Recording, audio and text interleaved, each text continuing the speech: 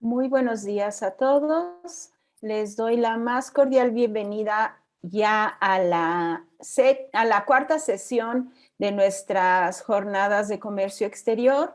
Hoy trataremos el tema de las certificaciones conforme a NOMS y a normas internacionales. Antes de iniciar y de presentar a nuestros ponentes, quisiera recordarles que por favor mantengan cerrados sus micrófonos y sus cámaras y planteen todas las preguntas a través de la pestaña de preguntas y respuestas, y en medida que el tiempo lo nos permita, le daremos respuesta al término de ambas presentaciones.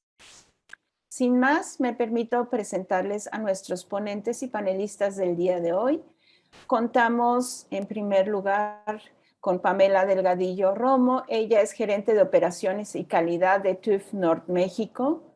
Es licenciada en marketing con máster en marketing y comercio internacional.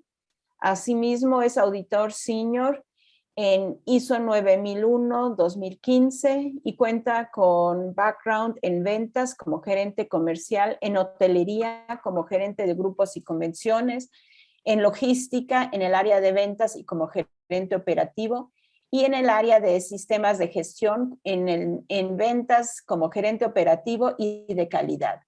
Además, está muy familiarizada con la implementación de sistemas de generación en TÜV Nord México y el mantenimiento de acreditaciones alemanas DAX. Contamos también con la presencia de Rafael Salas. Él es gerente de ventas, marketing y academy de TÜV Nord México. Es licenciado en mercadotecnia, cuenta con certificación en liderazgo y dirección, es auditor líder en ISO 9001 y cuenta con un background de 15 años de experiencia en lo que es el sector comercial y 3 años de experiencia en el sector financiero y de inversiones. Asimismo, cuenta con experiencia en el desarrollo y crecimiento en el área de ventas de TÜV Nord México hacia nuevos sectores y servicios. Y como bien dicen, los últimos serán los primeros. Tengo el gusto de presentarles a Juan Ubaldo Islas Guerrero. Él es gerente del organismo de certificación de productos y de la unidad de inspección de la Asociación Nacional de Certificación ANSE. Cuenta ya con 18 años de experiencia en la evaluación de la conformidad en laboratorios, en el organismo de certificación de productos y unidad de inspección, en la participación en grupos de trabajo para la elaboración de normas oficiales mexicanas y normas mexicanas. Asimismo, ha participado en la evaluación de la conformidad con normas y reglamentos extranjeros de Centro y Sudamérica. Y sin más preámbulo, paso la palabra a Ubaldo. Por favor, si eres tan amable. Muchas gracias, Sabine. Muchas gracias a todos. Muy buenos días. Nos da gusto saludarlos, participar en un foro más, hablando de temas relacionados con todo el campo de evaluación de la conformidad, y en este caso no aislado de un tema importante, el tema de comercio exterior. Entonces, recordemos que las regulaciones en México no se leen de manera individual, todo emana de la Constitución y después se emiten leyes, regulaciones, reglamentos, tratados, y todos ellos conviven entre sí para una mejor aplicación y convivencia, para una mejor infraestructura en temas de leyes, regulaciones y requisitos para procesos tanto de importación como de exportación. Entonces, hoy vamos a tratar de dar un enfoque diferente a las normas oficiales mexicanas, un requisito ligado con una fracción arancelaria, un requisito no arancelario. Sabemos que en el tema de las fracciones arancelarias tenemos dos tipos de requisitos, arancelarios y no arancelarios. Este es uno de los no arancelarios, pero ligado al cumplimiento con la infraestructura de evaluación de la conformidad de los productos que se pretenden importar, exportar, comercializar, instalar. Y bueno, es parte importante cumplir con estos reglamentos. Vamos a ir a lo largo de esta presentación platicando de este tema, pero en este sentido de cumplimiento con las normas. Como bien ustedes recordarán, hace aproximadamente un año cambiaron las regulaciones en México, la forma de regular la ley de metrología y normalización y su reglamento. estamos trascendiendo a la Ley de Infraestructura de la Calidad. Si podemos pasar a la siguiente, por favor. En la Ley de la Infraestructura de la Calidad, no, a diferencia de de la Ley Federal sobre Metrología y Normalización, no se le da un enfoque distinto, sin embargo, se complementa al ya tener una estructura sólida en temas de evaluación de la conformidad. En su artículo 64 nos menciona que cuando un producto deba cumplir con determinada norma oficial mexicana o los estándares que en la misma norma oficial mexicana se refiere, sus similares a importarse también deberán cumplir con las especificaciones ahí establecidas. Adicionalmente, tenemos otro marco jurídico, un documento complementario emitido por la Secretaría de Economía a través de su área de comercio exterior, denominado Acuerdo de NOMS, en el anexo 2.4.1, es donde se hace la clasificación arancelaria, las reglas de las fracciones arancelarias, en concordancia con la tarifa de la Ley de Impuestos Generales de Importación y de Exportación. Y este instrumento es para identificar los productos a través de cada una de sus clasificaciones arancelarias, y a través de ellas tendremos que establecer cuáles son las regulaciones con las que debe de cumplir al punto de entrada al país. Es decir, una vez que ustedes ya comprometieron una compra de producto y saben que se va a internar al país, en el momento en que llega a territorio nacional, este ya debe de cumplir con las regulaciones nacionales. ¿Cómo sabemos qué normas oficiales mexicanas están comprometidas con este producto que pretendemos internar para posteriormente instalar, comercializar o incluso uso propio, algo de lo que se está cambiando en la regulación? Bueno, tenemos que hacerlo y conocerlo a través del complemento de lo que hace la clasificación en el agente aduanal. El agente aduanal nos va a hacer esa clasificatoria a través de sus fracciones arancelarias, en la que nos va a mencionar cuáles son los requerimientos de normas oficiales mexicanas que se tienen que cumplir al punto de entrada en el país. No solamente temas de etiquetado, es decir, sabemos que existen normas oficiales mexicanas como la NOM 050, la NOM 024, que son de las más utilizadas para temas de etiquetado, sino también otras complementarias y no por ello menos importantes, como el tema de seguridad o de eficiencia energética, o incluso hasta temas de performance como la 30, la 31, que son normas mexicanas que cuidan el performance de la iluminación, o también normas de funcionamiento, convivencia acorde con el Internet de las cosas, como son normas de telecomunicaciones. Entonces es importante conocer toda la rama de regulaciones que tiene que cumplir un producto al punto de entrada al país.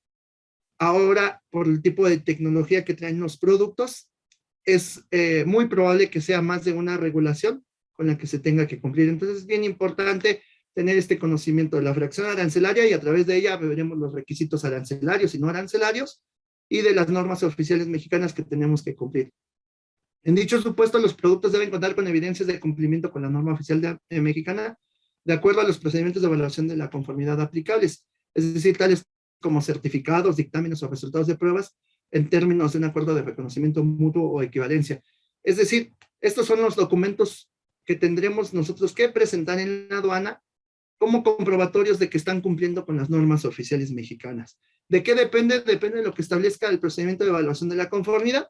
Ahí es donde nos van a indicar si un organismo de certificación es el encargado de evaluación de la conformidad, o bien una unidad de inspección a través de un dictamen de resultados, el que tendrá que demostrar el cumplimiento. El informe de pruebas de resultados es solamente una vía, es un camino para comprobar el cumplimiento de los productos con respecto a las normas oficiales mexicanas. Sin embargo, esto tendrá que ser dictaminado por un organismo de certificación de producto a través de un certificado de conformidad con estas normas oficiales mexicanas. Por favor, con la que sigue. Es importante mencionar cuál es el objetivo de las normas oficiales mexicanas de primera instancia a través del artículo 40 de la anterior ley, de la Ley Federal sobre Metrología y Normalización. Nos decían que a través de estas se tendrían que cumplir las características o especificaciones que deben reunir los productos, procesos o personas cuando estos puedan constituir un riesgo para la seguridad de las personas o dañar la salud humana, animal o vegetal, el medio ambiente en general o laboral, la preservación de los recursos naturales como el uso eficiente de la energía. No cambia a través de la Ley de Infraestructura de la Calidad, que es la que sustituye a la Ley Federal sobre Metrología y Normalización. Nos habla también a través de su artículo 12 que se debe brindar un trato no menos favorable a los productos importados que al otorgado productos que se fabrican de manera nacional. Es decir, tenemos que dar un trato igualitario con los mismos requisitos, tanto los productos que son nacionales como los que vienen del extranjero a través de un proceso de importación.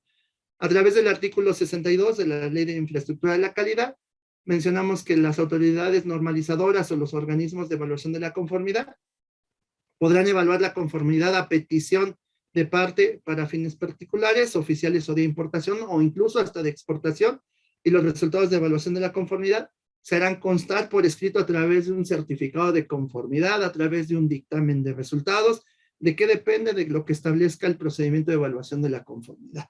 Entonces es importante reconocer estos documentos como comprobatorios de lo que se establece en cumplimiento con las normas oficiales mexicanas.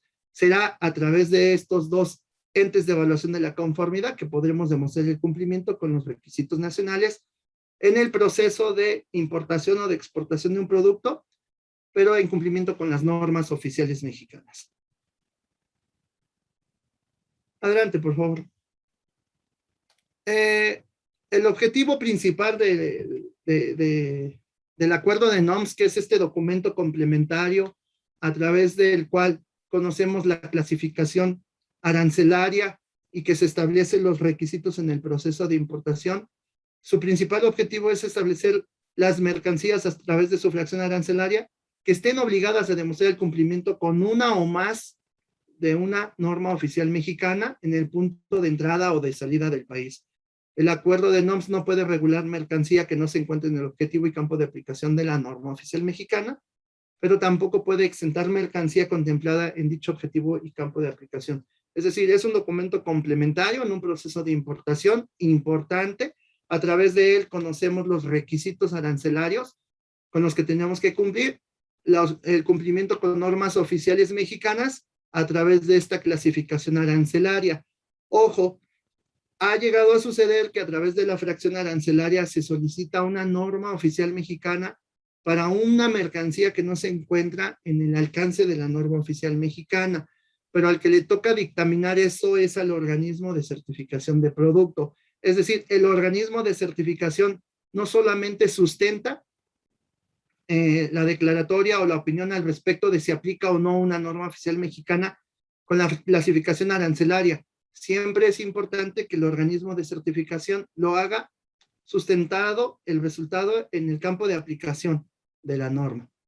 Entonces, es así como el organismo de certificación de producto al momento de establecer si es aplicable una u otra norma a un producto específico, se base en lo que establece el campo de aplicación de las normas oficiales mexicanas.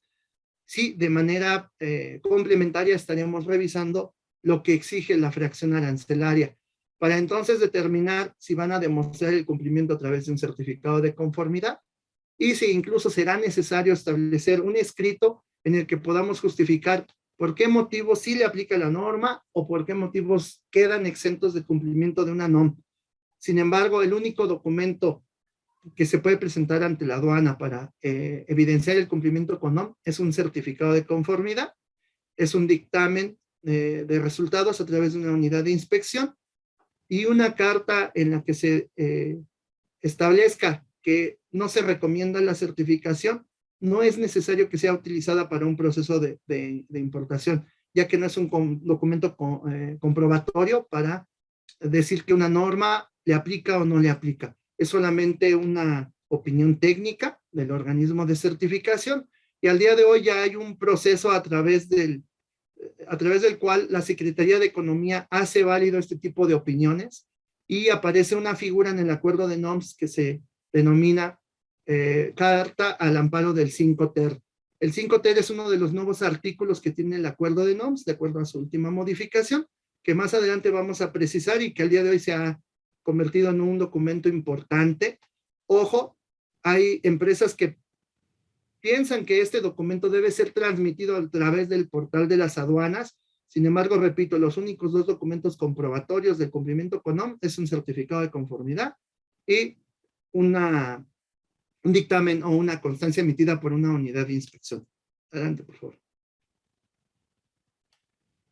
Se tiene una justificación, les mencionaba que aparece un nuevo artículo en el acuerdo de NOx, que es el artículo 5 ter, derivado de que, bueno, se tiene un cambio en la legislación a partir del documento del acuerdo de NOx, el cual es vigente a partir del año 2019, publicado durante el 2018, se trasciende a un incremento en la entrada en vigencia de este documento por los cambios que se presentaban, por los cambios que se estaban teniendo una expectativa a la modificación de este acuerdo de NOx. Es un cambio sustancial, fundamentado en dos supuestos de excepción que se establecían en el acuerdo de NOx. Es decir, de repente a veces las leyes se utilizan para encontrar algún hueco y salirnos del cumplimiento de la ley. Sin embargo, es importante entender de una forma adecuada la interpretación, la cual debe ser llevada a cabo por la autoridad emisora del documento regulatorio. Entonces, en ese sentido, se tenían en este documento del acuerdo de NOx dos supuestos de excepción en las que se establecía que si el producto que se importaba de otro país hacia el territorio nacional era para uso propio o para no ser comercializado y ser aplicado en un proyecto, en un desarrollo personal y particular o hasta con fines de investigación, no era necesario presentar el cumplimiento. Pero como siempre, el abuso en este tipo de excepciones, el utilizar de forma inadecuada este tipo de opciones que se tienen en un proceso de importación, da material para que la autoridad revise lo que está sucediendo y se tenía de repente una cantidad inmensa de importaciones para uso propio. De repente se llegaron a tener casos de millones de lámparas que eran internadas al país, lámparas incandescentes, que sabemos al día de hoy que su eficiencia no es para nada correcta. Es más, han dejado de existir en el país las lámparas incandescentes. No pueden y no deben ser comercializadas al día de hoy en ciertas potencias, porque lo que se está buscando al día de hoy es la eficiencia en el uso energético de los recursos naturales. Entonces estamos cuidando el uso adecuado de la energía. Estas lámparas no tenían una buena condiciones para el ahorro de energía. Era un gasto excesivo en el uso de la energía y entonces la norma, la misma regulación ha dejado que al día de hoy no se sigan comercializando este tipo de lámparas, pero de repente se presentaban importaciones de millones de lámparas y las declaraban que eran para uso propio. De repente se importaban miles de televisores y declaraban que era para un proyecto personal o un proyecto específico de desarrollo y no comercializado el producto. Entonces, ante que la autoridad detecta este alto número de operaciones sin cumplir con lo que establecen las normas oficiales mexicanas por estas declaratorias, entonces las operaciones de las normas oficiales mexicanas establecían una declaración correcta de la cantidad, características, precios, características de mercado, así como los riesgos que presentaban este tipo de productos. Y bueno, al hacer esta declaratoria, bueno, pues ya no tenían que cumplir con las normas oficiales mexicanas, porque así estaba establecido en el acuerdo de NOx. Entonces, lo que resulta por parte de la autoridad es una modificación al acuerdo de NOx, la cual entra en vigencia a partir del año 2019. Es de los cambios más trascendentales que hemos tenido en este documento, que no solamente afecta el proceso de comercio exterior, sino que también modificaba todo el proceso de infraestructura de evaluación de la conformidad. ¿Por qué? Porque ahora se retiraban estas excepciones de la norma y entonces aquellos que declaraban que los productos que importaban eran para fines de refacciones, para usos propios, para no comercialización de manera individual, entonces tenían que cambiar y tenían que certificar el producto, sí o sí, de acuerdo a la clasificación arancelaria. Entonces se retiran estos supuestos de excepción y se establece que ya no más estos supuestos de excepción para algunas normas oficiales mexicanas y en este documento se listaban estas normas. Después hubo una siguiente modificación, la cual entró en vigencia el año pasado, en el que ya no se dice que solamente para estas normas no se permite la declaratoria de uso propio o no comercialización. Ya se establece que para ninguna norma es posible declarar esto y tendrán que ser certificados los productos. El impacto fue muy grande. La infraestructura, pues sí se vio saturada en algún momento. Nosotros como organismo de certificación, sí se incrementaron el proceso de certificaciones, los laboratorios de prueba también. Se establecieron nuevas formas para establecer y no detener las importaciones, como el tema, aparecen nuevos esquemas como la emisión de folios para certificación, los cuales se comprometían en algún momento de la vida del folio llegar a concretar la certificación de sus productos. Entonces, en ese sentido, lo que sucede es que ya se eliminan estos supuestos de excepción y se exige el cumplimiento con las normas oficiales mexicanas, pero también se cambia toda la estructura de la transmisión de los certificados. Más adelante vamos a ver cómo se hacía y al día de hoy cómo es exigente a través de la legislación actual de cómo vamos a transmitir las certificaciones por cada uno de los productos que se amparan. Es decir, se incrementa hasta la posibilidad de establecer algunos componentes del producto dentro del certificado, siempre y cuando se cumplan con algunas reglas. Se establece que para cada fracción arancelaria, porque en ocasiones veíamos que los que hacían la clasificación arancelaria nos reportaban más de 10 fracciones arancelarias, cuando en el entendido solamente un producto corresponde con una fracción arancelaria. Sin embargo, nos obligan a los organismos de certificación a no criticar y no juzgar en el proceso de clasificación arancelaria, porque honestamente no es el campo de acción de nosotros como organismo de certificación. La experiencia que nosotros desarrollamos es la vigilancia del cumplimiento con las normas oficiales mexicanas, con las regulaciones nacionales y con normas mexicanas que se referencian en cada una de ellas.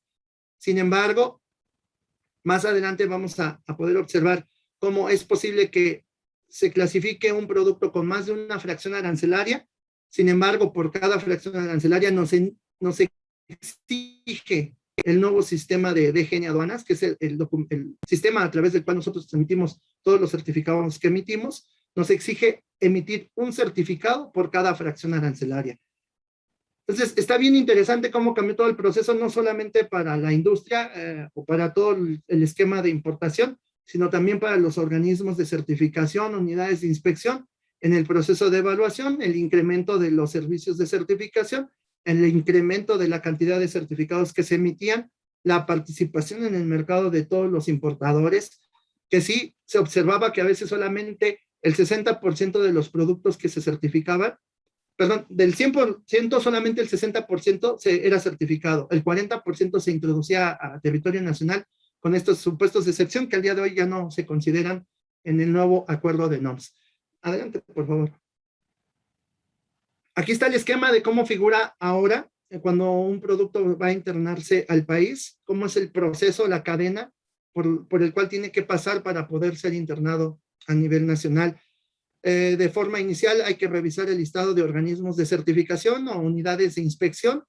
En el marco de la Ley Federal de Metrología y Normalización se les denominaba las unidades de verificación así. Al día de hoy, en el marco de la Ley de Infraestructura de la Calidad, las unidades de verificación corresponden al gobierno y las unidades de inspección, bueno, las unidades de verificación cambian y ahora se titulan como unidades de inspección, es decir, aquellas que emiten un dictamen o constancia, por ejemplo, del tema de información comercial, ahora son denominadas unidades de inspección. Deben de estar acreditadas y aprobadas para poder emitir documentos comprobatorios con normas oficiales mexicanas. Un organismo de certificación o una unidad de verificación es el que lleva a cabo este proceso de evaluación de la conformidad y es el que sube este tipo de documentos al sistema de normas aduana. Este sistema tiene tres partes. Una, la comunicación entre organismos y unidades hacia la DGN, el otro es del sistema de DGN hacia el SAT y hay otro que es del SAT hacia las aduanas o hacia los vistas aduanales. Entonces, ninguno es parte del organismo de certificación. Nosotros solamente somos usuarios de este sistema, pero el administrador principal es por parte del gobierno. Entonces, de repente, por eso es que sucede que cuando este no está en funcionamiento, nosotros como organismo de certificación no podemos hacer más que reportar la falla a personal que tiene la administración de este tipo de sistemas, y entonces en este sentido es que se levanta un aviso al sistema de DGN aduanas y es cuando se empieza a revisar para que no se detenga nada en este proceso. Entonces, y solamente es una cadena de las tres partes que compone este sistema. Una vez que nosotros transmitimos el certificado, la DGN aduanas estarán en posibilidad de observar este documento ya transmitido con todos los datos. Nosotros transmitimos un layout y posteriormente este se transmite hacia el SAT. La Dirección General de Comercio Exterior habilita para poder llevar a cabo el despacho aduanero, y una vez que su agente aduanal observa en el sistema el certificado, entonces tienen esa confianza para hacer la transmisión. Adelante, por favor.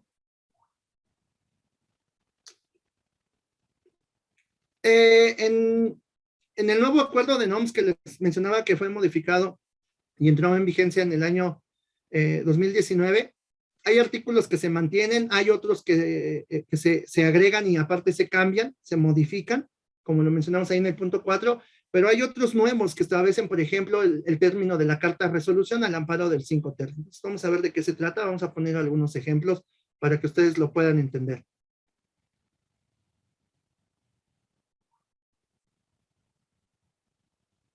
Adelante, por favor.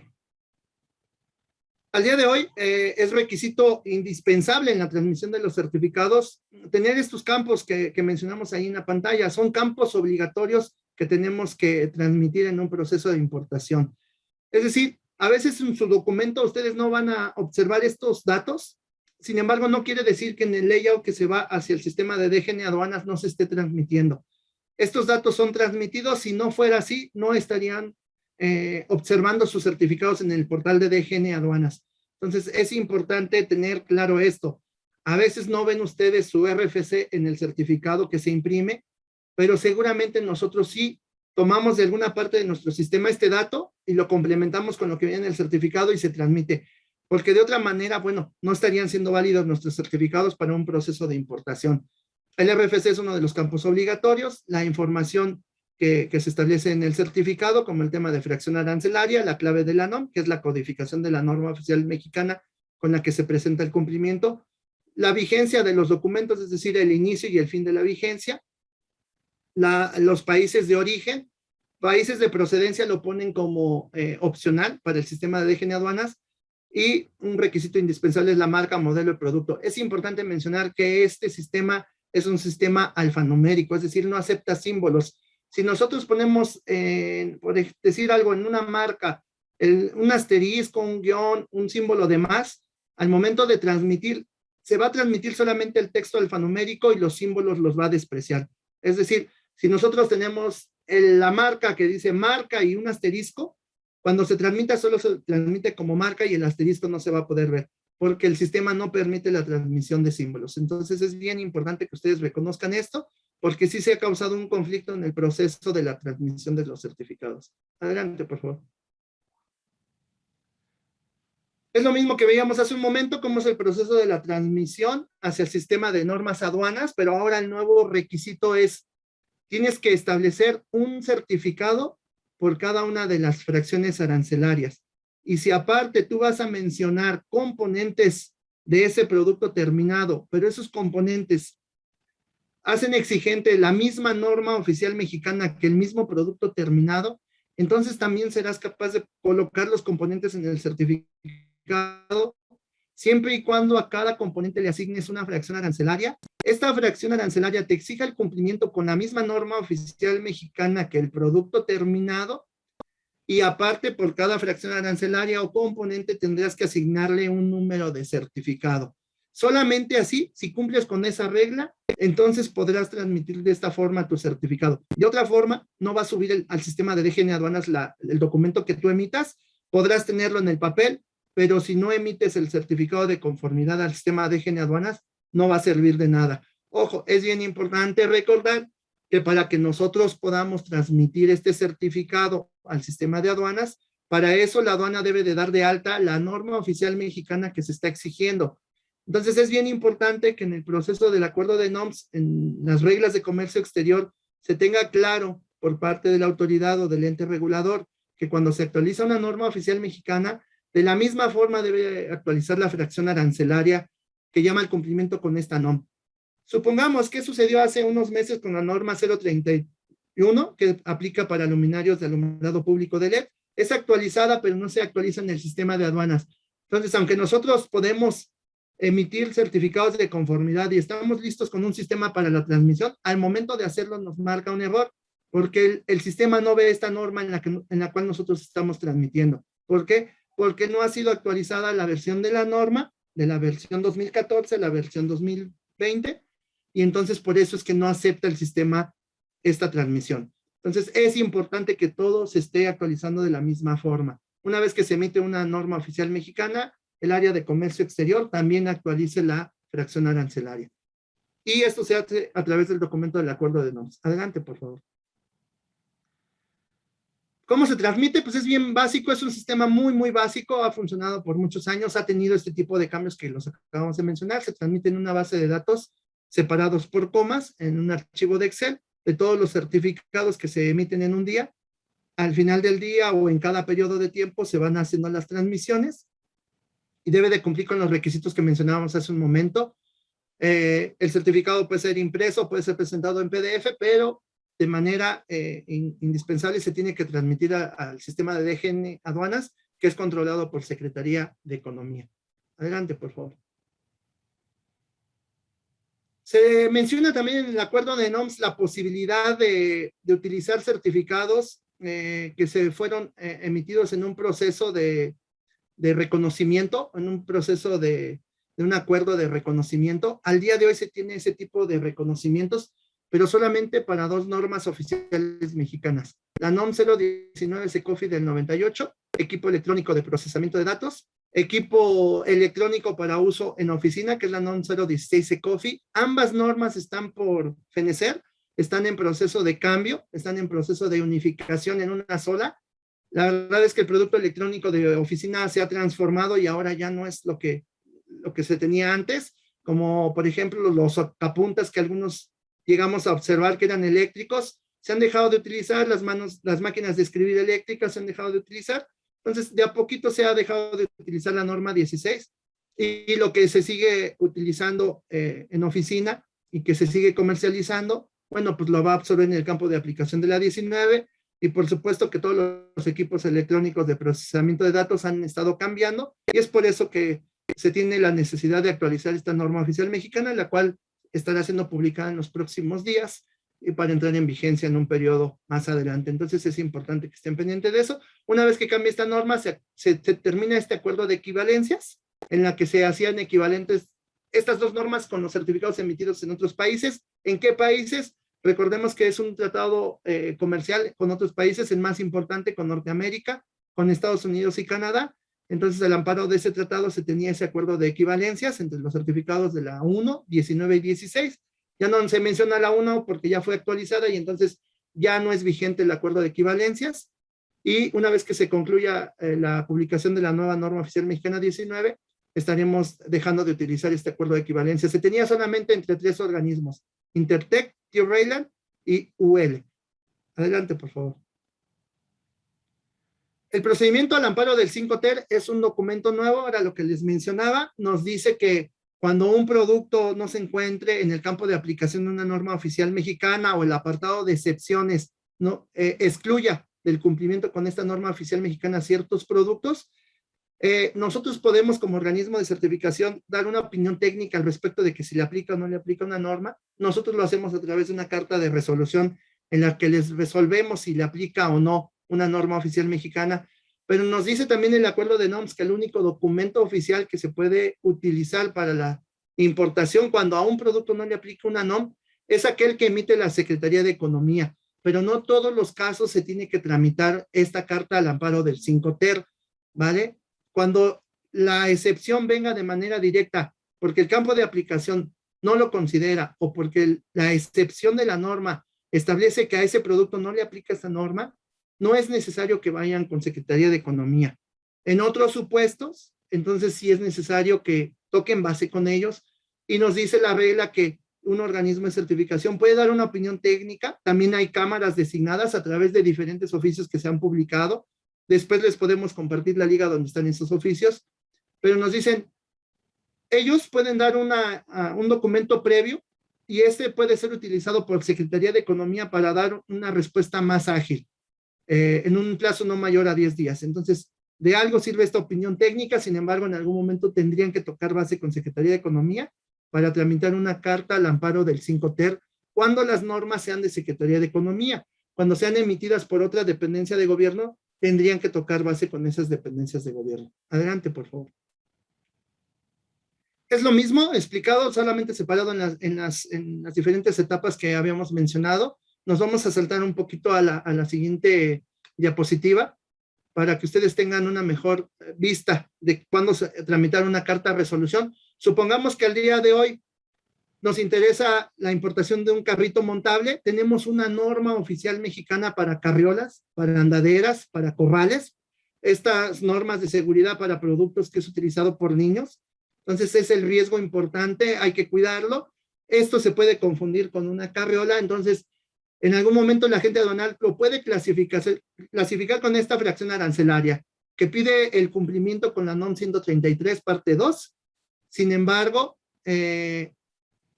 la norma oficial mexicana no contempla carritos montables, solamente carriolas y nos da una definición. Por lo tanto, podríamos emitir una carta de resolución en la que recomendamos que este carrito montable no le sea aplicado al NOM 133.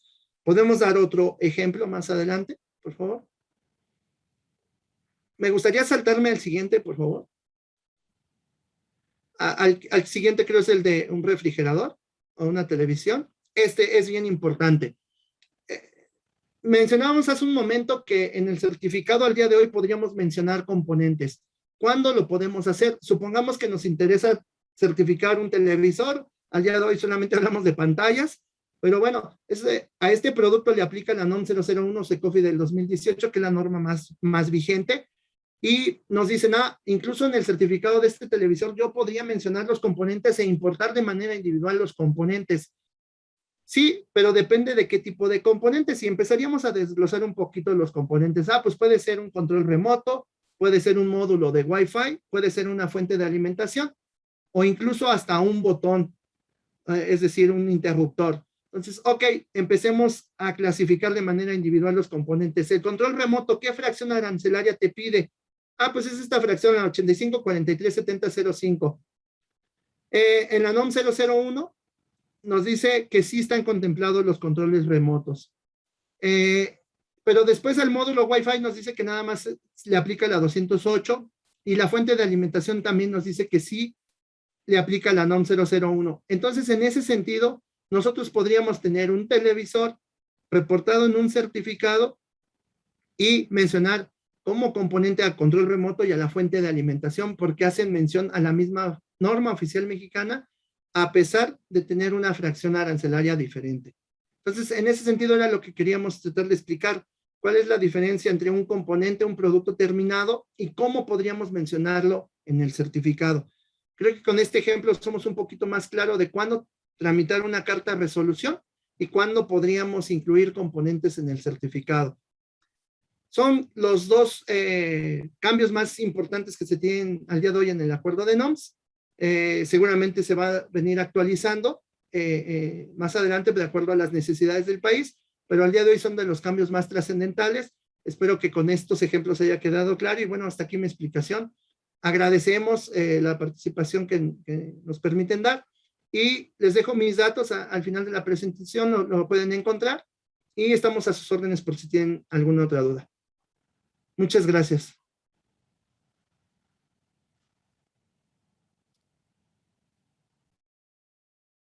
Muchísimas gracias. Muchísimas gracias, Ubaldo.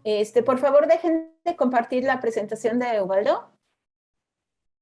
Muchas gracias, Ubaldo, por tu presentación. Al término de la siguiente también te plantearemos las preguntas que ya han surgido. Ahora vamos a pasar la palabra a Rafael y a Pamela, que ellos nos tratarán el tema de las certificaciones y las normas internacionales, que son temas muy relevantes si queremos exportar el producto a algún otro país. Adelante a ambos, por favor. Excelente. Gracias, Sabine. ¿Qué tal? Pues buen día a todos, buenas tardes. Para mí es un gusto estar aquí con todos ustedes presentando este tema de importancia, y en conjunto con mi compañera Pamela, que ya nos presentaron por ahí. Entonces voy a compartir pantalla.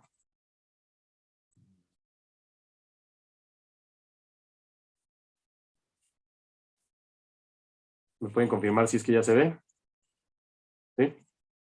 Perfecto. Sí. Bueno, pues como lo venimos platicando, el tema del día de hoy son tanto las NOMS como normas internacionales.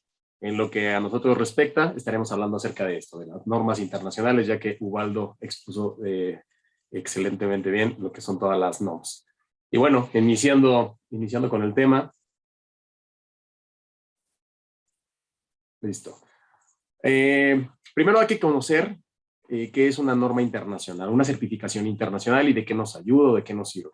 Realmente al día de hoy las certificaciones pues, son cada vez más utilizadas por las empresas para poder pues, tener una mayor competitividad, para tener una mejor penetración en mercados internacionales. Esto es pues, para generar confianza en los posibles clientes.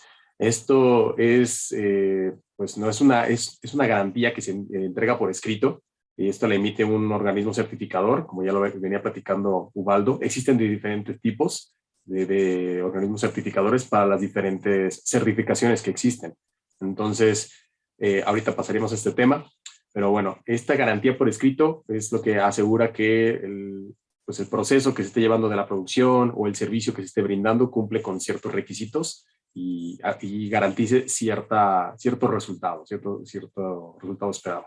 Y bueno, estas certificaciones son de carácter opcional, no son obligatorias. Sin embargo, pues cada día se convierten en algo más indispensable, como les comentaba, porque esto les da una ventaja competitiva y les permite ingresar a otros mercados. Y bueno, como les comentaba, les genera confianza y pues agrega valor dentro de la cadena de producción. Ya más en concreto, existen diferentes tipos de certificaciones internacionales. Por mencionar algunas, por ejemplo, aquí estamos hablando de las de GFSI, que estas van muy enfocadas a al sector agroalimentario, y dentro de estas vienen siendo BRC, FSC, SQF, son normas, certificaciones internacionales que existen, muy reconocidas. Y también tenemos lo que son las ISO, la ISO 9000, la ISO 14000, ISO 45000, Inmetro. Hay infinidad. La verdad es que si me pusiera a platicar de todas y cada una de ellas, no acabaría, pero bueno, de manera muy resumida y muy general, estas son algunas que les puedo platicar. Y no sé, Pam, si quieres aquí tú. Sí, gracias, Rafa. Bueno, en relación a lo que menciona Rafa, como bien dicen, no son de carácter obligatorio. Sin embargo, podemos ver casos como los temas de seguridad alimentaria, donde se han mejorado e implementado normas para garantizar la seguridad en el consumo de alimentos. ¿Qué pasa? Que, por ejemplo, en Estados Unidos se detectó que 1 de cada 6 personas se enferman y 3,000 mueren al año por enfermedades transmitidas por alimentos. Entonces, para prevenir los riesgos que vienen de la producción de alimentos o para garantizar una producción segura, la FDA, que es la Food and Drug Administration en Estados Unidos, creó el Food Safety Modernization Act. Esto prácticamente son reglas para garantizar que la seguridad en la cadena de suministro de alimentos sea una responsabilidad compartida entre puntos diferentes dentro de la cadena, tanto para consumo humano como para consumo de animales. Entonces, las reglas de FSMA están diseñadas para determinar acciones que se deben tomar para prevenir la contaminación en los alimentos. Y por otra parte, en Europa surgió el Global Food Safety Initiative en el año 2000, como resultado también de alarmas de enfermedades que se presentaron en la región.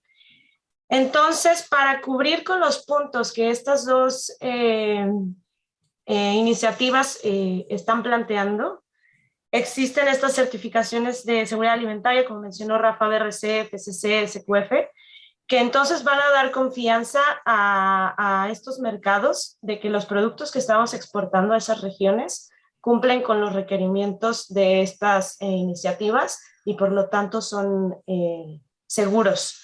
Entonces, de ahí la importancia también de que si bien no es obligatorio, va a ayudar a una empresa a tener una certificación para que pueda entrar a este tipo de mercados que ya tienen regulaciones, tienen reglas muy específicas de cómo recibir los productos, ¿no? Excelente. Muchas gracias, Pam, por el aporte. Y sí, recordar que ahí es muy importante saber hacia dónde queremos exportar y qué es lo que cuál es el requisito de esa certificación o de ese país para poder aplicar hacia ello, que eso es algo que ahorita voy a tocar más adelante. precisamente eso. ¿Qué certificación se necesita para poder exportar? Aquí va a depender mucho de qué producto es el que queremos exportar y hacia dónde lo queremos exportar. Waldo anteriormente ya repasó cuáles eran los requisitos que una empresa debe de cumplir para poder exportar. Sin embargo, hay certificaciones que ayudan a que sea más fácil el ingresar a este mercado. Entonces, primero que nada hay que conocer si al país destino al cual nosotros queremos exportar solicita alguna certificación en específico para poder aplicar e implementar todo el sistema adecuado para poder lograr esta certificación. Entonces, pues bueno, además de esto, es importante conocer pues información general sobre el país, el área comercial, el mercado específico al cual se desea exportar. Como, bueno, esto es ya va muy inherente a la parte del servicio, y sobre todo si el producto que ustedes están, producto o servicio que ustedes están deseando comercializar fuera de México, pues tiene ciertas preferencias de acuerdo a los tratados internacionales que existen. Esto también va a facilitar mucho, ya sea la obtención de una certificación o la penetración en este mercado. Y bueno, aquí algunas de las certificaciones que les mencionaba anteriormente, que son de carácter internacional, como son las ISO, plantean diferentes, o van enfocadas a diferentes no sectores, más bien con diferentes temas. Por ejemplo, la ISO 9001 es completamente enfocada en la calidad. Se enfoca en principios de gestión de calidad, va muy enfocada a lo que es el cliente, el enfoque del cliente, lo que involucrar a la alta dirección, y realmente, como mencionaba en un inicio, ayuda a asegurar que los clientes tengan y sepan qué van a recibir, una calidad esperada del servicio o producto de lo que estén contratando. Esto en cuanto a la ISO 9001. La ISO 14001, digamos que de cierta manera es muy equiparable. Sin embargo, el enfoque no es hacia la calidad, sino va muy enfocado a lo que es la gestión ambiental. Ahora, aquí cabe mencionar que las normas no marcan unos lineamientos específicos de cómo deben de hacer su gestión ambiental, por ejemplo, en este caso. Sin embargo, lo que hace es establece ciertos criterios y la empresa ya los aplica y los adopta dependiendo cuál sea su sector o su actividad principal. Y bueno, lo que es la ISO 45000, que esto también anteriormente conocida como OSAS 18001, ahorita ya hizo la migración, ya se llama ISO 45001, y bueno, esta va enfocada a lo que es salud y seguridad laboral. Y muy similar a las dos anteriores, simplemente aquí el enfoque pues va apuntado hacia lo que es proteger el capital humano principalmente, y bueno, también distinguir riesgos que existen para llevar a cabo cierta actividad. Entonces, estos son ejemplos bastante prácticos de normas de certificaciones que son reconocidas internacionalmente, y como les mencionamos, no son obligatorias, pero esto les va a ayudar mucho, tanto para el mercado nacional, pero para el mercado internacional más. Eso por el lado de las ISO. Hablando de la industria agroalimentaria, también aquí contamos con otras certificaciones. Esta, por ejemplo, que les estoy presentando, es una de tantas. Mencioné en la primera slide que vaya como FSC, había otras, SQF, y bueno, aquí estamos hablando de BRC. Las siglas es British Retail Consortium. Entonces, esta, pues bueno, es enfocada completamente al mercado de alimentos, es reconocida internacionalmente y a nivel mundial. Y lo que hace esto realmente es, pues, va enfocado a lo que es la calidad y la seguridad de los alimentos, la inocuidad alimenticia. Entonces, esto aquí, como les decía, es importante conocer a qué mercado estamos enfocados, cuál es nuestro mercado destino. ¿Por qué? Por ejemplo, esta de BRC está muy bien conocida y aceptada en lo que es Europa, principalmente. Al ser una norma el cual está pues hecha en Europa, pues está siendo como carácter obligatorio exportar a países como lo son Alemania, Francia, Italia, entre otros, Reino Unido, evidentemente. Entonces, este es un ejemplo muy claro de una certificación internacional que a ustedes les va a ayudar a exportar a estos países en concreto si su sector es el agroalimentario. Son de las cosas que son necesarias conocer antes de aplicar o de implementar un sistema para poder certificarme. Porque muchas veces nos hemos encontrado con el caso de que vienen clientes y nos piden, oye, me quiero certificar porque quiero exportar, en este caso, quiero exportar alimentos a Estados Unidos y quiero ir por una BRC. Perfecto, aquí es parte de nuestra consultoría el investigar si realmente es un requerimiento del cliente a cuál le quieren exportar ellos en Estados Unidos, están certificados bajo esta norma, o lo están haciendo ellos porque sabe o la están pidiendo porque ellos tienen idea de que esta norma les ayuda a exportar. Pero aquí es donde entra, dice, mira, para Estados Unidos esta norma BRC no te sería tan práctica. Entonces aquí ya buscamos cuál sería la mejor opción para ellos para que realmente implementen un sistema y apliquen para la certificación que realmente les va a beneficiar y no estén malgastando tiempo o dinero en una certificación que si bien sí les va a agregar valor, pero a lo mejor no les va a ayudar para el fin último, que es pues exportar al país, a ese país en concreto. Otro ejemplo, aquí también hablando de otros sectores, es esta certificación Inmetro. Esta va más enfocada. Inmetro es del Instituto Nacional de Metrología y Calidad y Tecnología. Y bueno, como bien he mencionado anteriormente, pues buscan lo que son cumplimientos de requisitos. Esta en concreto es para la seguridad de autopartes utilizadas en el mercado de refacciones. No solamente también de autopartes, también entran lo que es dispositivos médicos, electrodomésticos. O sea, Inmetro es más amplio. Aquí les estoy platicando del alcance que tenemos nosotros como casa certificadora, como TÜV Nord en esta norma en concreto, pero su alcance es un poquito más amplio. En específico, TÜV Nord certifica producto. Esta es una certificación de producto. También cabe resaltar esto. Y lo que hace es que al un producto estar certificado bajo esta norma, permite exportar al mercado brasileño. ¿Qué tipo de productos se pueden certificar? Lo que nosotros certificamos en este caso son componentes automotrices, como lo son amortiguadores, bombas eléctricas, pistones, anillos y más. Rines y neumáticos nuevos. Estos son los únicos productos que podemos nosotros certificar. Como les comento, el alcance es más amplio dependiendo el producto que ustedes comercialicen y que quieran exportar. Entonces, pero realmente estaba en específico para poder hacer negocios y comercializar con Brasil. Y bueno, Brasil, recordemos que pues es un país muy bien posicionado, sobre todo en cuestiones automotrices, hay muchas ensambladoras por allá. Entonces, empresas que desde aquí exportan sus componentes hacia allá para los autos que se ensamblan en ese país, bueno, muchas veces requieren contar con esta certificación de Inmetro. Y bien, ahora, en cuestión del proceso de la certificación, aquí Pam nos va a ayudar con esta explicación más a profundidad. Gracias, Rafa. Bueno, sí, ya tocó un poco, Rafa, este tema al principio.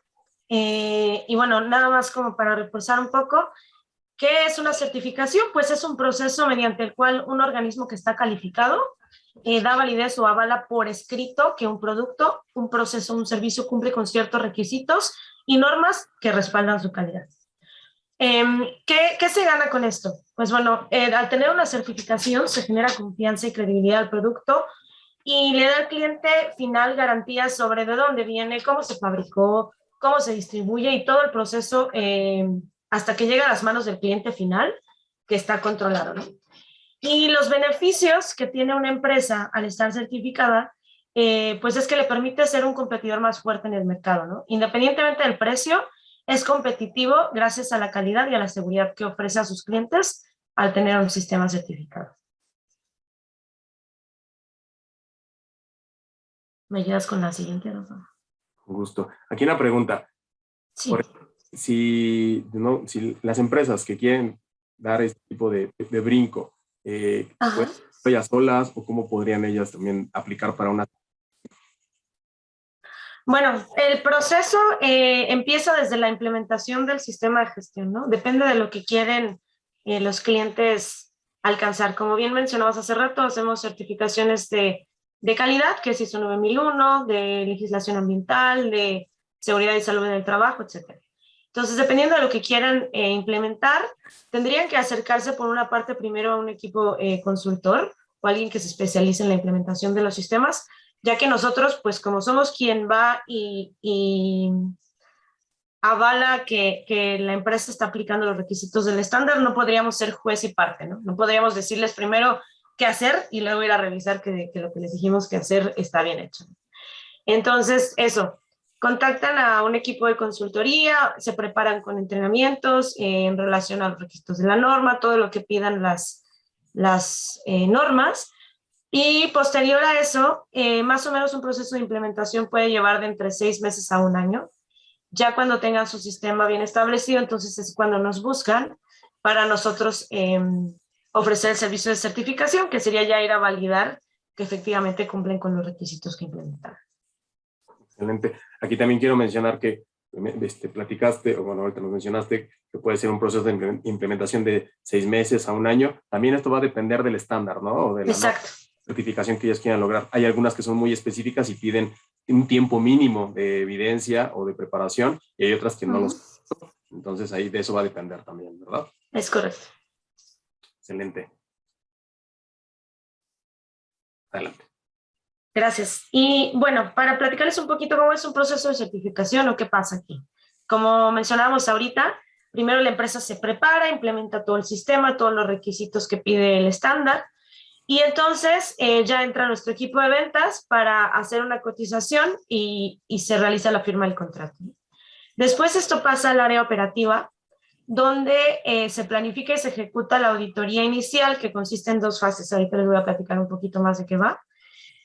Posteriormente, bueno, cuando ya se aprobó la auditoría, se emite un certificado y los estándares nos piden que hagamos auditorías de seguimiento como para ir a observar que la empresa ha mantenido y mejorado su sistema. Y al cabo de un tiempo se realiza una recertificación, que se vuelve a revisar todo el sistema y se renueva el certificado. Entonces, en las siguientes slides les voy a platicar un poquito más de qué va cada uno de estos pasos. ¿Si me ayuda, Rafa? ¿No? Perdón. Bueno, entonces, como les decía, todo empieza con la cotización y la firma de un contrato. Primero el cliente nos da información de la empresa y el alcance de la certificación, es decir, la actividad que realizan, cuál es su actividad principal y que quieren obtener una certificación por ello. Con base en esta información, nuestro equipo calcula los días necesarios para realizar la auditoría y emitimos una cotización. Entonces, esta cotización se envía al cliente, incluyendo las condiciones y la descripción del servicio, cómo va a ser todo el proceso, los requisitos, qué información necesitamos de ellos antes, qué información necesitamos después y cómo es todo el proceso de la certificación. Y finalmente, bueno, el cliente entonces firma el contrato y ya lo pasan al área operativa.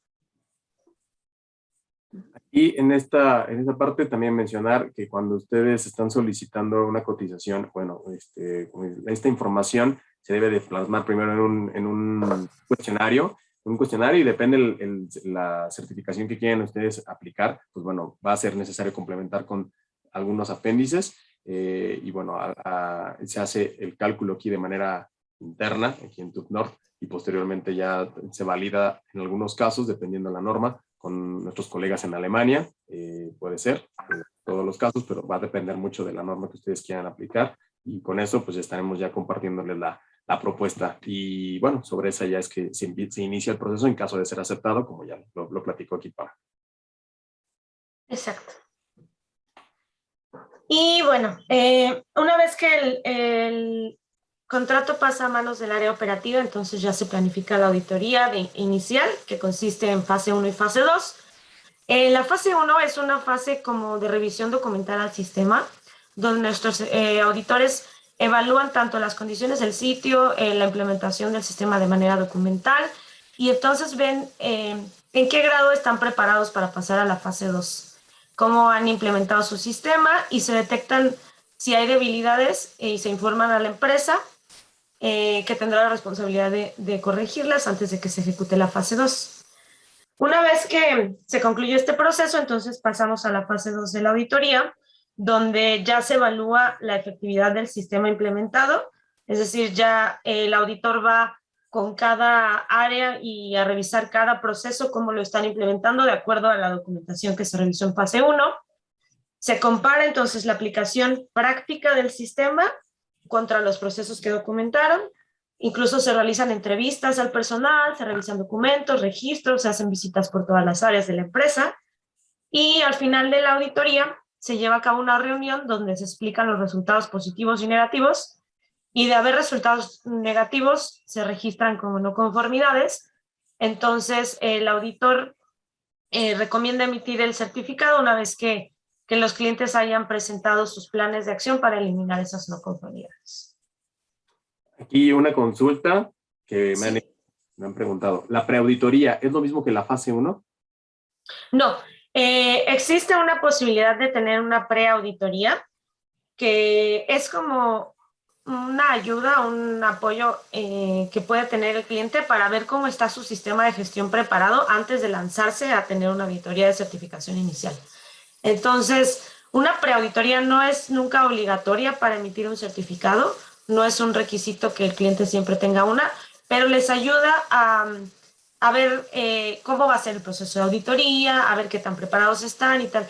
Es muy parecido a la fase 1, sin embargo, pues ahí no se corre el riesgo de que puedan aprobar o no aprobar, ¿no? Porque solamente es como revisión de cómo está implementado su sistema y ahí se les deja información de todos los resultados positivos y negativos para que si hay algo que tengan que hacer antes de que ya tengan la auditoría inicial, pues trabajen en ello y entonces ya puedan estar más preparados para recibir su certificación.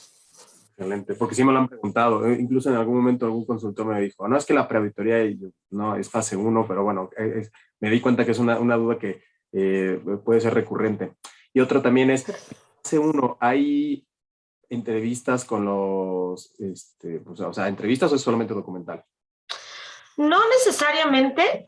La fase 1, como es una revisión de la documentación del sistema, lo que se enfoca el auditor es en revisar principalmente con la persona que está a cargo del sistema implementado, cómo está estructurado, si cumple ya con todos los requisitos y ya lo tienen implementado.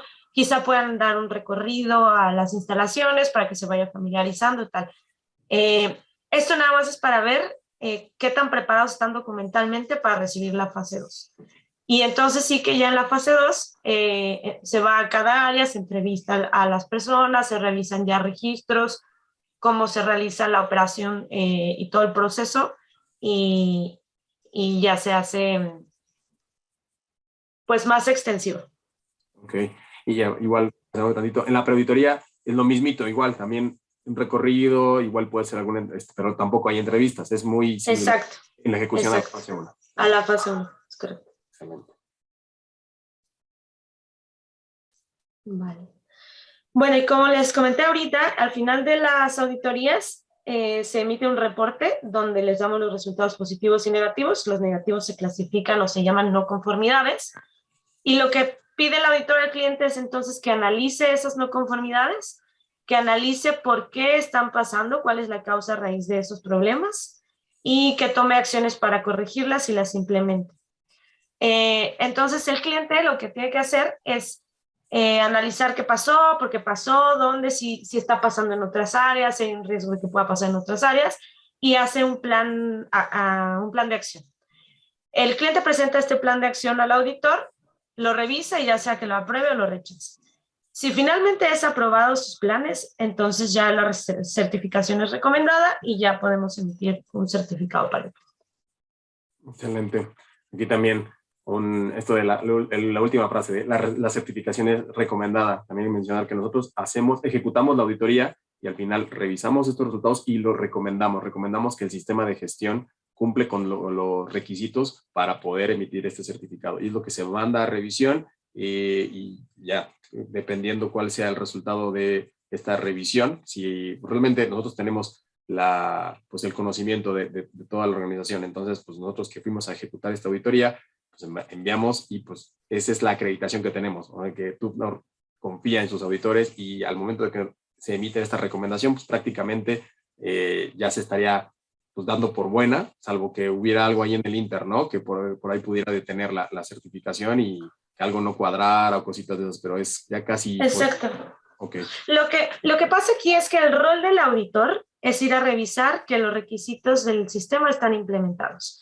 Y cuando por fin confirma que sí hubo no conformidades, corrige el cliente y tal, el auditor regresa con nosotros como organismo de certificación con la acreditación y nos dice, ok, de acuerdo a lo que yo revisé, lo que encontré y lo que corrigieron, mi recomendación es que sí se certifique.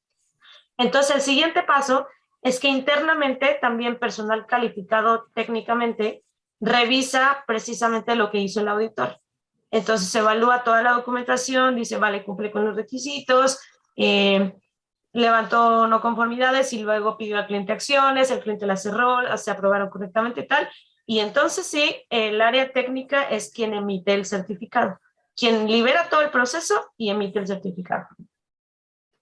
Buenísimo, porque sí también de repente esta frase en auditorías me han llegado a preguntar, ¿cómo? ¿Es una recomendación? Y yo, sí, pero bueno, hay que explicar un poquito más aparte. Exacto. Profundidad esta.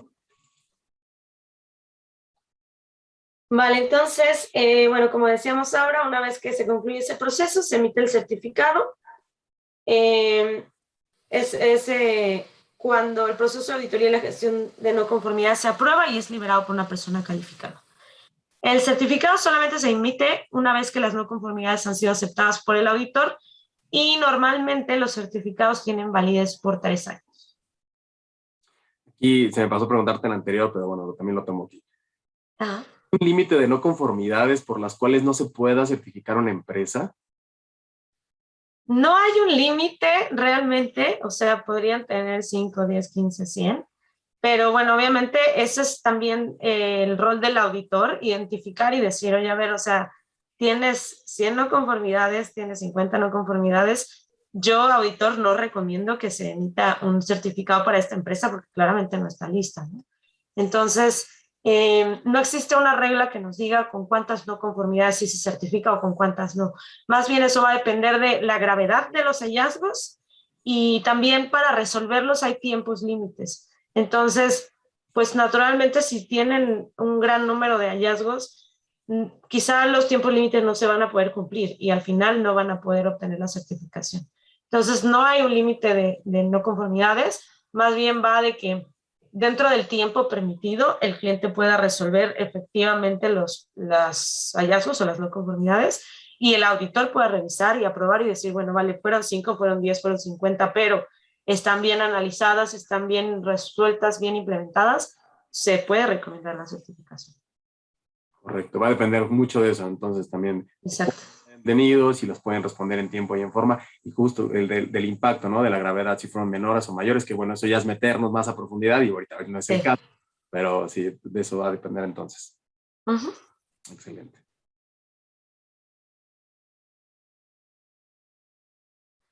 Y bueno, como les comentaba hace rato, de parte del proceso de la certificación es que hay que realizar auditorías de seguimiento. Se llevan a cabo una vez al año y se realizan precisamente para monitorear el estatus del sistema y cómo implementaron los planes que presentaron de las no conformidades de la auditoría anterior. Entonces, cada año el auditor vuelve a sitio y vuelve a auditar los requisitos del estándar y entonces revisa cómo ha ido mejorando el sistema o cómo han ido modificando, cómo han ido pues implementando cambios y mejoras en su sistema de gestión. Como decía antes, los certificados normalmente tienen una validez de 3 años, entonces al cabo de 3 años realizamos una auditoría de recertificación. Esto quiere decir que vamos a ir a revisar todo el sistema de gestión completo otra vez y entonces a renovar el certificado, a emitir uno nuevo con otra validez, con otra vigencia pues de otros 3 años.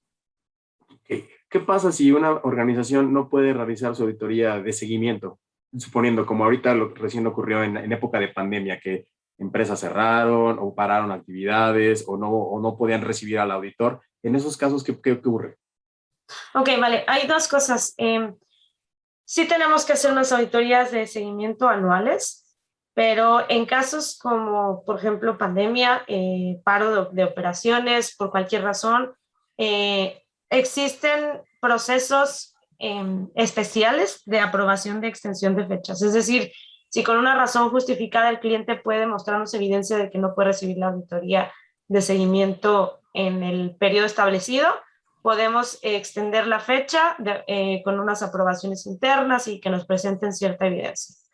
En el caso, por ejemplo, de cuando empezó la pandemia y empezó todo como paro o cierre, incluso se extendieron la validez de los certificados para que el cliente pudiera seguir manteniendo su sistema de gestión certificado y no afectar al consumidor final o al cliente final, ¿no?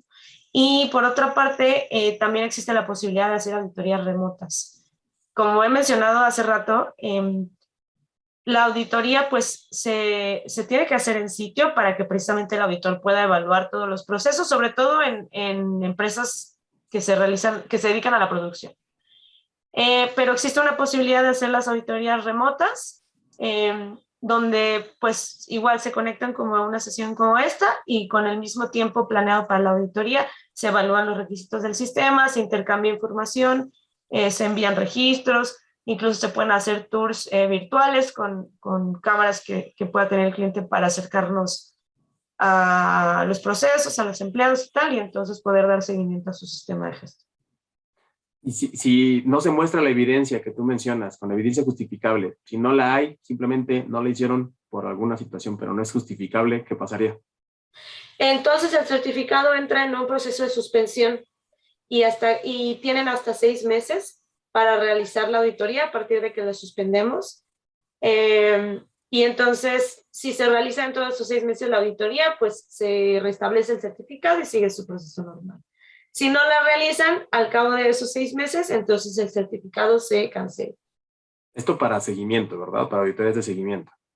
Para auditorías de seguimiento, ajá. Recertificación, en este caso, bueno, se debe realizar antes de que el certificado venza. Entonces, si no la realizaron en tiempo, pueden meter su solicitud de extensión y les damos una extensión de hasta 6 meses para realizarla. Pero si no hay ni una justificación, ni una solicitud, ni nada, el certificado simplemente expira y ya no tiene validez. Entonces tendrían que empezar otra vez desde el proceso inicial. Excelente. Muchas gracias, Pam, porque muy clara la explicación. Pues bueno, para ir cerrando, aquí están nuestros datos de contacto. Y bueno, a manera de conclusión, nada más recapitulando.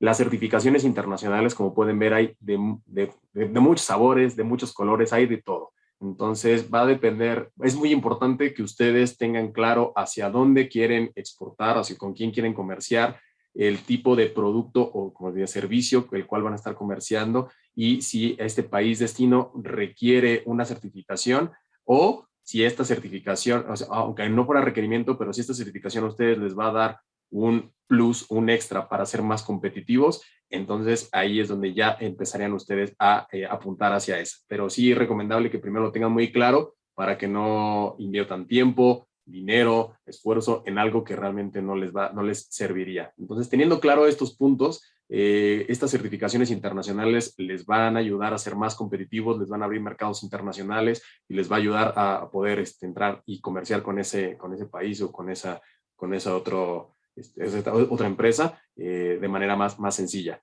Todos esta información, con todo gusto, se las van a compartir al final de la ponencia y con todo gusto también cualquier otra duda que puedan llegar a tener. Aquí están en pantalla nuestros datos, nuestro correo electrónico, nuestro número telefónico y bueno, también un correo ahí de información de la empresa para que ustedes puedan ahí mandar cualquier solicitud o cualquier inquietud que tengan. De nuestro lado sería todo. Agradecerles este tiempo y pues esta asistencia. Muchas gracias. Sí, muchas gracias a todos. Muchas gracias, Pamela y Rafael. Entonces, como ustedes pueden ver, es indispensable informarse antes de realizar operaciones tanto de importación como de exportación, de cuáles son las normas, tanto mexicanas, o sea, NOMS, como internacionales, que deben de cumplir nuestros productos para poder acceder al mercado que nosotros deseamos llegar, ya sea que importemos productos a México o que los exportemos a algún país. Ahora han surgido una serie de preguntas relacionadas con las certificaciones. La más reiterada es en relación a la importación a México de refacciones o repuestos para maquinaria o algunas piezas que muchas veces son importados por terceros o por representantes de la marca, pero van a ser utilizados en la maquinaria del cliente final. Es decir, no es el cliente final el que importa estos productos. Y se importa quizá una pieza al año. Más sin embargo, para poderlas importar, están exigiendo certificaciones. y evidentemente se tienen que presentar al laboratorio las piezas para pruebas. Entonces, son varias los espectadores que nos han preguntado si hay forma de darle una vuelta a estas certificaciones, si hay una forma de ampliar la vigencia, que normalmente es de 1 año, máxime que la certificación como tal tarda de 3 meses o incluso más. No sé qué me pudieran ahí contestar. Yo creo que esta pregunta especialmente va dirigida a Ubaldo o principalmente a él. Muchas gracias. Sí, sí, con gusto. Mira, primero recordar que el tema del acuerdo de NOMS es muy grande. Podríamos ir platicando en un segundo foro más sobre este respecto. Nos faltó abordar el tema de los NICOS, que es la última actualización que tuvimos ya hace 1 año, para mejor precisar y clasificar las mercancías. Se tienen todavía dudas al respecto de los NICOS. Se mantiene el proceso IMEX, es decir, si son fabricantes, pueden acceder todavía al registro de empresas IMEX para que puedan tener ese beneficio de no todo lo que se importa necesariamente tenga que caer en una certificación. Al respecto de solamente traer una muestra, si es así, con toda confianza, se pueden acercar con Secretaría de Economía y sí se han emitido una carta al amparo del 5TER en el que no se recomienda la certificación solamente para esa única mercancía, pero entendemos que es única, se importa, se utiliza y ya no hay más importaciones. Lo que de repente el gobierno nos dice, ahorita importo una, pero en 1 mes necesito otra, y en 2 meses otra. Eso es lo que ya no se pretende resolver a través de un supuesto de excepción. Si eso va a ser, lo mejor es que se acerquen para un proceso de certificación. Pero si solamente es solamente una muestra, podrían acercarse con Secretaría de Economía. Nosotros podríamos dar una carta de resolución, pero en ese supuesto, que es una excepción diferente a lo que establece la excepción o el campo de aplicación, sí lo pueden resolver a través por un artículo que es el 5TER, con una carta previa que nosotros podemos emitir. Entonces, sí es factible, pero sí hay que tener cuidado que realmente se tenga esa certeza que es una importación única. Ahora, en relación a los NICOS, precisamente, si la NICO para mi mercancía no prevé el cumplimiento de una NOM, ¿debo entender que en automático queda excluida esta mercancía del cumplimiento o falta todavía, o sea, las aplicaciones siguen siendo a 8 dígitos de la fracción? Ok, es interesante la pregunta. Recordemos que veíamos al principio de la presentación que no puede establecer un marco jurídico la clasificación arancelaria, es decir, no puede establecer un requisito no arancelario, no podría exceptuar o clasificar una mercancía en una norma oficial mexicana. La única que puede hacer esto es la misma NOM. Entonces, el NICO lo único que hace es clasificar mejor el tipo de mercancía por tipo de aparato, por tipo de producto, por tipo de material.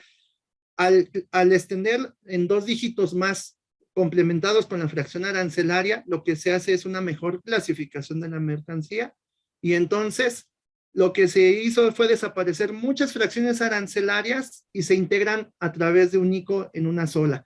Eso sí es lo que hay que tener cuidado, porque a través de la TIGIE del año pasado, publicada en el mes de noviembre para entrar en vigencia en diciembre, fue que se eliminaron muchísimas fracciones arancelarias complementadas con el NICO.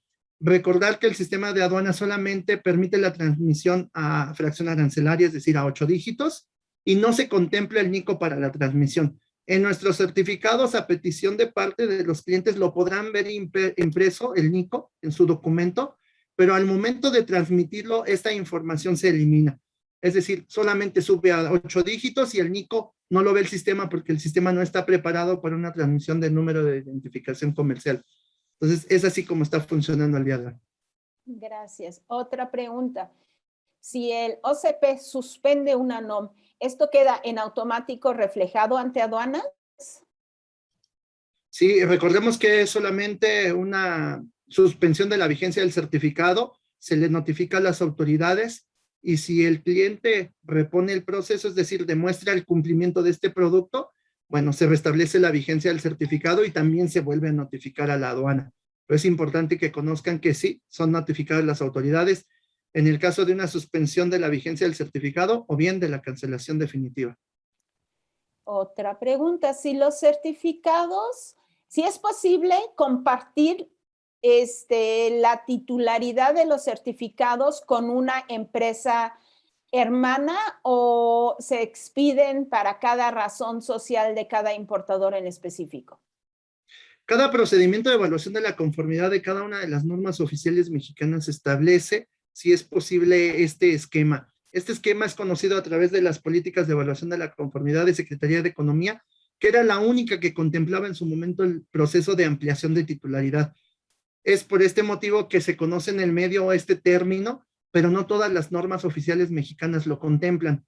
Tenemos que ser muy cuidadosos para cuando lo contemplen, cuidar las reglas de cuándo sí es posible ampliar la titularidad, no solamente a empresas hermanas, sino también a terceros que puedan utilizar el mismo certificado, y hay normas oficiales mexicanas que rotundamente dicen que no se aplica una ampliación de titularidad.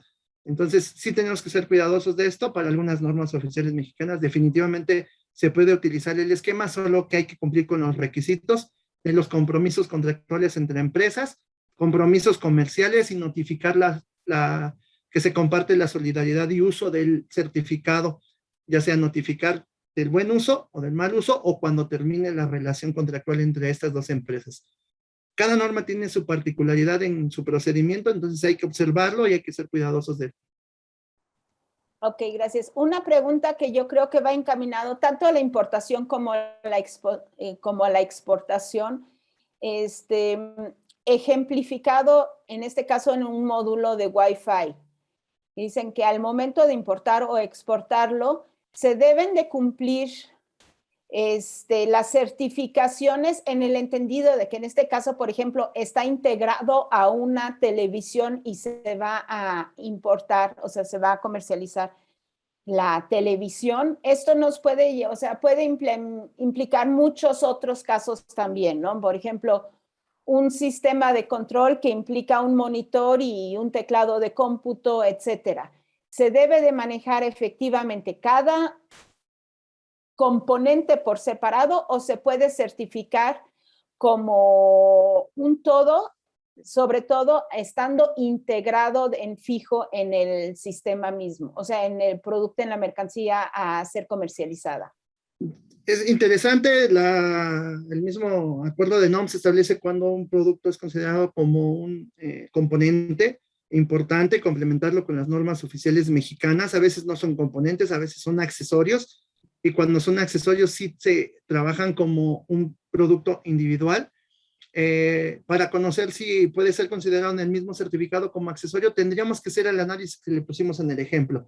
Revisar primero la fracción arancelaria. La fracción arancelaria tendría que llamar al cumplimiento de la misma norma que el producto terminado, y entonces en ese sentido sí aplicaría mencionarlo como componente. Pero si el componente que se menciona pide o exige la fracción arancelaria el cumplimiento con otra norma, ya no lo podríamos mencionar como tal. Entonces es importante hacer este análisis para cada producto en específico. Con gusto les pongo mis datos y si nos dan la oportunidad los proyectamos al final para que los puedan tener por cualquier otra duda que pudiéramos complementar. Creo que sí. Otra pregunta, en cuestión de la exigibilidad de una carta de justificación técnica para soportar una excepción al cumplimiento de una NOM por parte de un agente aduanal,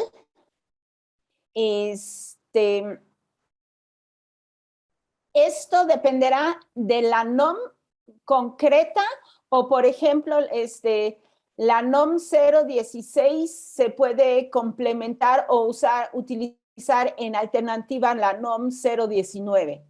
Bastaría con la justificación fundamentada de que el producto esté fuera del campo de aplicación o de las excepciones, o realmente cada NOM por separado especifica cuáles son los criterios a utilizar.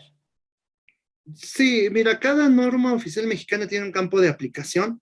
Lo que sí es importante, y casi todas las normas concuerdan en ello, es que en el apartado de excepciones nos dice que si existe una norma oficial mexicana específica para producto que contemple temas de seguridad, entonces esta norma oficial mexicana no le aplica. Es decir, si tenemos un producto de oficina que esté contemplado en el campo de aplicación de la 16, pero alguien nos dice que por la fracción arancelaria le aplica la 19, no, porque ya hay una norma específica de la 16. Pero no puedes utilizar aleatoriamente una u otra, por lo que entiendo. Así es, no, tendría que ser correspondencia con la NOM 16, y me decías que si podían hacer exigente la carta de resolución, ¿no? No es un documento que por sí mismo deba ser exigible en el punto de entrada al país. Las cartas de resolución que nosotros damos las pueden utilizar para concluir un proceso ante la Secretaría de Economía que se llama 5TER, pero no en todos los casos, porque sí bombardearon de peticiones a la Dirección General de Normas, siendo que ya existía un oficio en el que ellos decían que no en todos los casos tenían que concluir este proceso con ellos. Se podría utilizar directamente la carta que nosotros emitimos, o bien ellos mismos declarar en el pedimento de importación las claves de excepción de norma que venían ahí en el oficio. Entonces, cuando el producto queda excluido por campo de aplicación o por apartado de excepciones, no es necesario concluir en un 5TER. Ok, perfecto. Otra pregunta. ¿Qué pasa si se importa una mercancía con cumplimiento de NOM de seguridad bajo el esquema de folios y el resultado de la certificación resulta ser el no cumplimiento de la NOM en cuestión, pero ya la mercancía ha sido internada al país? ¿Qué se debe hacer con esta mercancía? Es un tema crítico, no se tiene establecido o legislado de manera rotunda qué es lo que sucede, pero sí es un tema crítico que se ha platicado con las autoridades. El tema del folio solamente es para concretar el proceso de certificación, es decir, no es un cumplimiento de manera definitiva y ya no concreto la certificación. Si no se concluye en un certificado, en todos los casos nosotros reportamos la vida de ese folio a la Secretaría de Economía, y cuando en el reporte se registra que el folio no concluyó en una certificación, la Dirección General de Normas está haciendo vigilancia ya en punto de venta para retirar esa mercancía. Entonces es importante que en todos los casos que se tiene un folio, declaren o concluyan el procedimiento de la certificación. De lo contrario, sí es muy probable que los ubiquen en punto de venta. Ok. Otra pregunta que también ha surgido en reiteradas ocasiones. Si existe un trámite de recertificación de productos para que esta certificación no tenga validez nada más por un año, dado que se pierde muchísimo tiempo y también dinero al tener que repetir las certificaciones.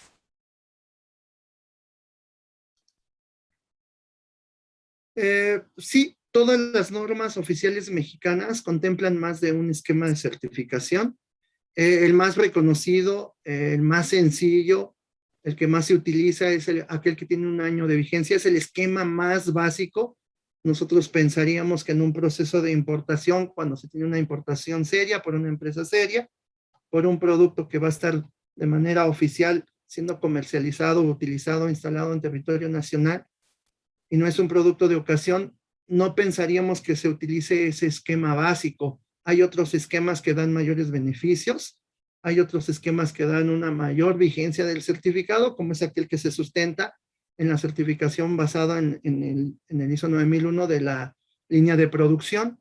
Entonces, cuando tú sustentas el certificado de conformidad de seguridad en un certificado de la calidad de la línea de producción, entonces puedes tener hasta 3 años de vigencia. Entonces, repito, se utiliza este esquema básico porque es el más conocido, porque es el más sencillo. Por supuesto, los otros esquemas tendrán un requisito adicional o un requisito mayor, pero no imposible de cumplir, porque hay muchas empresas que acceden a este tipo de esquemas. Entonces, el tema es simplemente conocerlos, convivir con ellos, utilizarlos, y no es nada complicado, simplemente la seriedad del proceso y de mantener ese esquema durante toda la vigencia de la certificación. Ahora una última pregunta, y la quisiera lanzar a ambos, tanto para normas nacionales como internacionales.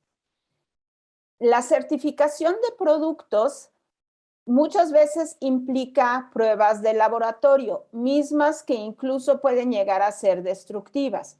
Esto obviamente no representa un problema si estamos analizando un foco o un switch, o sea, algo de un valor monetario reducido.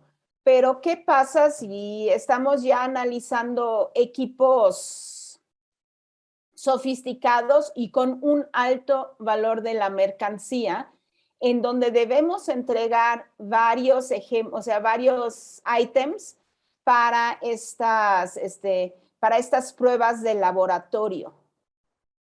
¿Quién absorbe los costos? ¿Cuáles son los riesgos? Y sobre todo, ¿cómo se puede evitar esto para que no implique finalmente un costo de operación exageradamente alto?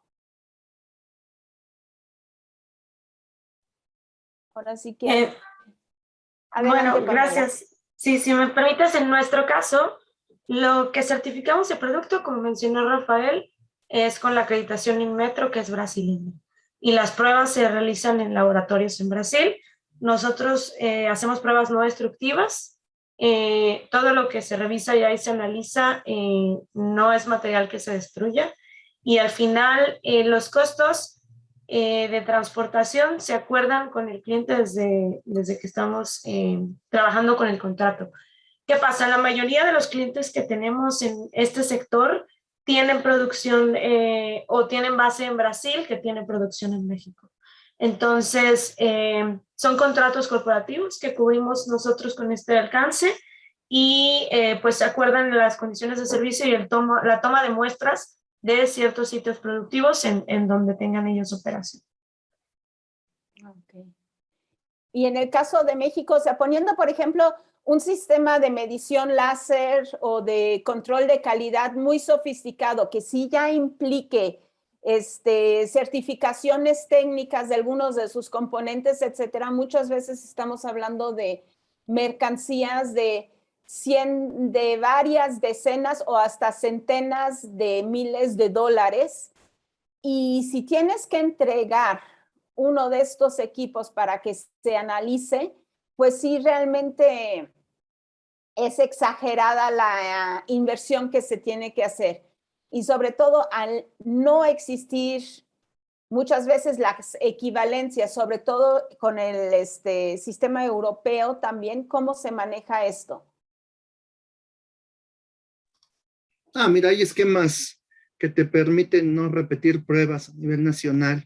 Se tienen esquemas de acuerdos de reconocimiento mutuo, se tienen también reconocimientos a través de la red de Civiskim, en la cual si ya se hicieron pruebas en el origen del producto, no es necesario repetirlas, se puede reconocer ese proceso a través de estos esquemas, siempre y cuando el organismo lo tenga validado a través del gobierno, el acuerdo de reconocimiento mutuo, o formemos parte, como en nuestro caso, de la red de Civiskim, y los informes de prueba se hayan llevado a cabo conforme a las desviaciones nacionales.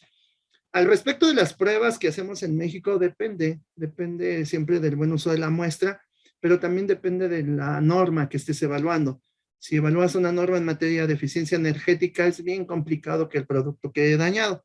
Simplemente se opera a condiciones normales de operación, con las condiciones más desfavorables, y es así como se vigila el tema de eficiencia energética y sus consumos. Pero si es una norma de seguridad eléctrica, seguramente sí, obligatoriamente, y es necesario evaluar hasta incluso algunos de los componentes que la integran, entonces sí es probable que quede dañada la muestra en algunos de sus componentes. Entonces sí es una consideración que se debe de tener, pero siempre en el funcionamiento de sí qué tan costoso es el producto con respecto a que pueda causar un riesgo a la salud humana o al medio ambiente o al patrimonio de lo que va a ser, el lugar en el que va a ser instalado. Entonces creo que no habría precio que pudiera pagar algún riesgo que pudiera ser provocado por alguno de estos equipos, sea un producto de avanzada tecnología o un producto tan básico como un candil, que hemos tenido candiles que cuestan miles de pesos, y entonces se tienen que hacer este tipo de pruebas. Entonces, hay opciones para no estar repitiendo este tipo de ensayos, pero sí tendríamos que acercarnos con el organismo a ver qué reconocimientos tiene validados, con qué laboratorios en el extranjero, o bien a través de la red de Civiskim que se hayan aplicado las desviaciones nacionales y podríamos reconocerlos. Perfecto. Una última pregunta. ¿Cuánto tiempo se espera que siga vigente la equivalencia con Estados Unidos en cuestión de las NOM 019 y 016? Fenece el plazo, digo, ahorita es vigente hasta en tanto la nueva norma oficial mexicana, NOM 019, de Secretaría de Economía sea publicada. Entonces, en ese sentido, una vez que, y aunque sea publicada, una vez que entre en vigencia, entonces en ese momento se termina el plazo del acuerdo de equivalencia con estas dos normas. De ambas, porque la norma 19 absorbe a la 16, entonces se amplía el campo de aplicación de esta norma oficial mexicana, que es la que prevalece. La otra se extingue y es cancelada, son canceladas ambas. En ese momento que entra en vigencia, se terminará el acuerdo de equivalencias. Tendríamos que esperar a la publicación en Diario Oficial de la Federación, que es el medio en el cual en México hacemos las publicaciones oficiales, y revisar el plazo para entrada en vigencia. Una vez que se cumpla ese transitorio, en ese momento se considerará la fecha exacta en la que fenece este acuerdo de equivalencias con estas normas oficiales mexicanas entre México, Estados Unidos y Canadá. Perfecto. Pues ya yo creo con esto concluimos. Pamela, Rafael y Ubaldo, muchísimas gracias. Seguramente a todas nuestros espectadores su explicación les ha resultado sumamente interesante e enriquecedora, y espero que también entiendan la necesidad de realmente preparar bien también en los aspectos no arancelarios todas sus operaciones de comercio exterior. Sin más, les deseo a todos una excelente tarde y les recuerdo que el día 25 y 26 de noviembre se llevará a cabo el 27º Congreso del Comercio Exterior Mexicano. Encuentran ustedes aquí en la página el link a través del cual se pueden ustedes registrar, y seguramente allá encontrarán un otro tema que puede ser muy interesante para ampliar lo ya expuesto en estas sesiones de las jornadas de comercio exterior. Les agradezco a todos. Recuerden que esta sesión fue videograbada. Ustedes podrán encontrarla en breve en nuestro canal de YouTube. Y también las presentaciones serán subidas a nuestra página de internet, de donde podrán descargarlas. Agradezco a todos su presencia, y nuevamente Ubaldo, Rafael y Pamela, muchísimas gracias y buenas tardes a todos.